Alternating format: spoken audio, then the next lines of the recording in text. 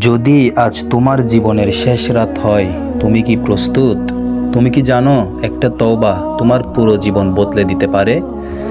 আজ আমি তোমাদের এমন একটি গল্প শোনাবো যা শুধু একটা গল্প না, এটা তোমার জীবনও বদলে দিতে পারে। শেষ পর্যন্ত শুনো, কারণ শেষটা তোমাকে কাঁদাবে। একটি শহরে এক যুবক ছিল, তার নাম আমরা ধরলাম আয়ান। আয়ান ছিল একদম সাধারণ ছেলে, কিন্তু তার জীবন ছিল গুনাহে ভরা। নামাজ পড়তো না, রোজা রাখতো না, মিথ্যা হারাম সব ছিল তার জীবনে। তার বন্ধুরা বলতো, জীবন একটাই, এনজয় করো। সে বিশ্বাস করতো, এখন মজা করি, পরে ঠিক হয়ে যাব। কিন্তু সে বুঝতো না, মৃত্যু সময় দেখে আসে না। একদিন রাতে আয়ান বন্ধুদের সাথে ঘুরে বাসায় ফিরছিল। হঠাৎ রাস্তার পাশে ভিড়, একটা জানাজা, মানুষ কাঁদছে। একজন বলল, কালও সে আমাদের সাথে ছিল। এই কথাটা আয়ানের বুক কাঁপিয়ে দিল। সে প্রথমবার ভাবল, আমি যদি আজ মারা যাই। তার ভিতরে ভয় ঢুকে গেল। সেই রাত সে ঘুমাতে পারল না।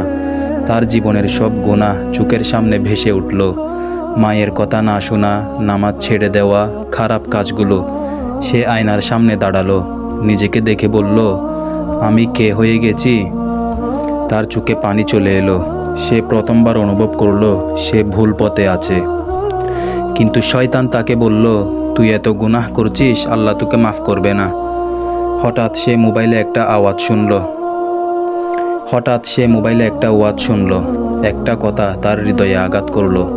আল্লাহ বলেন, আমার বান্দা যত বড় গুনাহ করুক, সে যদি ফিরে আসে আমি তাকে ক্ষমা করব। এই কথাটা শুনে সে কেঁদে ফেলল। সে সিজদায় পড়ে গেল, বলল, হে আল্লাহ, আমি ফিরে আসলাম, আমাকে ফিরিয়ে দিও না। এটাই ছিল তার জীবনের টার্নিং পয়েন্ট। পরদিন ফজরের আজান, সে উঠে গেল, উজু করল, মসজিদে গেল। লোকজন অবাক, এই ছেলেটা? নামাজ শুরু, কোরআন পড়া, খারাপ বন্ধু ছেড়ে দেওয়া, তার জীবন বদলাতে লাগলো। কিন্তু জীবন সহজ না। পুরনো বন্ধুরা আবার ডাকলো, চল আগের মতো। তার ভিতরে যুদ্ধ শুরু হলো। একদিকে পুরনো জীবন, অন্যদিকে আল্লাহর পথ। সে কাঁদতে কাঁদতে বলল, হে আল্লাহ, আমাকে শক্তি দাও।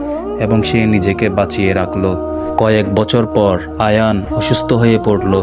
মৃত্যুর আগে তার মুখে হাসি। মানুষ বলল, তুমি ভয় পাচ্ছ না? সে বলল, না, কারণ আমি আমার রবের কাছে ফিরে যাচ্ছি। এবং সে শান্তিতে দুনিয়া ছেড়ে চলে গেল। বন্ধুরা, গুনাহ যত বড়ই হোক, আল্লাহর রহমত তার থেকেও বড়। তাওবা করতে দেরি করো না, মৃত্যু অপেক্ষা করে না।